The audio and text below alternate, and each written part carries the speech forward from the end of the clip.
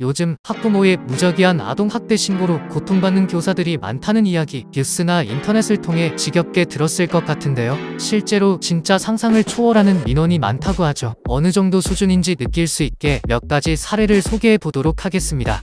학기 초부터 수업 시간마다 자던 학생. 어느 날은 자던 학생을 깨웠더니 그 다음날 학부모가 학교에 찾아와 교사를 아동학대로 신고하겠다고 위협한 것입니다. 사유는 바로 수업 시간에 자고 싶은 아이의 의견을 존중하지 않았기 때문이라네요. 한두 번도 아니고 수업 시간마다 자는 아이 깨우는 건 정당한 생활지도 아닌가? 비슷한 사례는 또 있어요. 시끄럽게 떠들며 수업을 방해하던 아이들에게 떠들지 말라고 한마디 했더니 그날 바로 교무실로 찾아온 학부모가 건넨 말. 아이들의 말할 권리를 왜 침해하냐? 아동학대로 신고하겠다 라고 했다네요. 말할 권리 침해, 수업에 방해가 되는데도 제재하면 안 되는 건가요? 이번엔 체육 시간입니다. 과연 교사의 어떤 행동을 아동학대라고 할까? 이제 예측해보게 되는데요. 하지만 이번엔 교사가 아무 행동도 하지 않아서 아동학대라네요. 무슨 말이냐고요? 평소에도 피구하는 게 힘들다고 하던 학생. 그날도 피구하기 싫다고 해서 벤치에 앉아있길래 그냥 다른 아이들만 피구를 시켰는데 아이가 집에 가서 체육 시간 동안 앉아만 있었다고 부모님께 울며 말을 한 것이었죠. 그걸 들은 학부모는 교무실로 전화해 방임도 아동학대라며 변호사를 구해 고소한다고 말했다 합니다.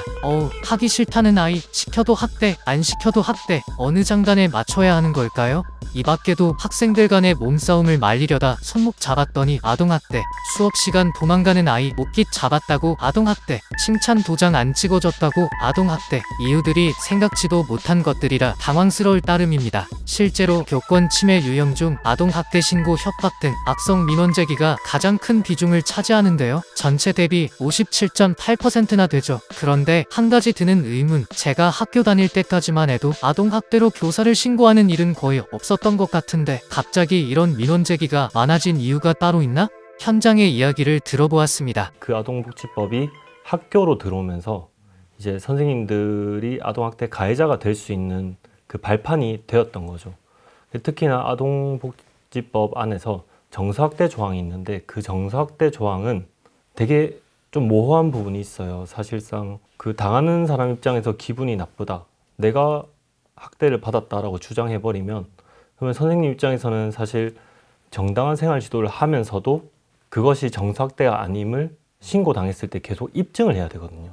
2012년 아동복지법이 개정되면서 정서적 학대 처벌 조항이 신설됐고 바로 이 정서적 학대라는 개념이 굉장히 모호하고 포괄적이라 정상적인 교사들의 교육활동도 신고할 수 있는 대상이 된 것이라는 설명인데요. 쉽게 말해 교사는 정당한 교육활동을 했음에도 불구하고 학생이 기분 나빴다 라고 말하면 아동학대로 신고할 수 있게 된 거죠. 물론 학부모 입장에서 진짜로 교사의 행동이 문제가 있다고 생각된다면 신고하는 것은 당연합니다. 하지만 여기서 문제가 되는 것은 바로 무고성 무분별 신고. 지난 9년간 아동학대로 신고 및 기소된 11,626명 중에 실제 기소된 사람은 1.6% 뿐이었습니다. 대부분 아동학대 사유가 정확하지 않았지만 신고했다는 것이죠. 아니, 무고죄는 10년 이하의 징역 또는 1,500만 원 이하의 벌금을 받는 중대한 죄인데 이걸 막을 수는 없는 건가? 생각되시죠? 하지만 아동학대는 의심만 있어도 신고할 수 있기 때문에 무고의 성립이 어렵습니다. 또 아니면 말고식의 무분별한 아동학대 신고였더라도 신고자에게 불이익 조치를 해서는 안 된다는 법조항도 따로 마련되어 있죠.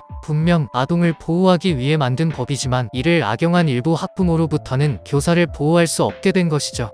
학생이나 학부모가 우리 아이가 이 선생님 때문에 힘들어합니다 라고 말하면 이건 학대라고 의심되기 때문에 무조건 신고를. 그래서 대다수 선생님들은 나중에 실제로 자기가 어떤 사건으로 신고를 당한지도 잘 모르시고 당하는 경우도 많고요. 그래서 어느 날 교장 선생님이 집에 가 있으면 전화로 며칠 동안 좀 출근하지 마시라 하면 이제 그때 뭔가 감이 오시는 거죠. 내가 뭔가 신고 당했나 보다. 근데 대부분이 다 무죄가 많이 나오거든요. 무혐의가 나옵니다. 이제 그렇게 되면 이제 지금처럼 똑같이 이제 이 악순환이 반복되는 선생님들이 이제 나중에 무혐의 나오든 뭐 무죄가 나오든 간에 그런 시스템들이 자꾸 이제 가다 보니까 포기하게 되는 경우도 사실 있는 거죠. 이게 오히려 이제 학생들이 적극적으로 지도를 해야 되는 상황임에도 불구하고 그러지 못하고 학생이나 학부모로부터 이제 이런 민원까지 이제 올 거를 감안하면서까지 적극적으로 안 하게 되는, 이제 이러면서 점차 이제 교권이 계속 침해가 되는 것이 아닌가, 붕괴가 되는 것이 아닌가. 학부모의 신고가 무서워서 제대로 된 교육활동을 펼치지 못한다는 교사들. 이것은 교권만 침해당한 게 아닙니다.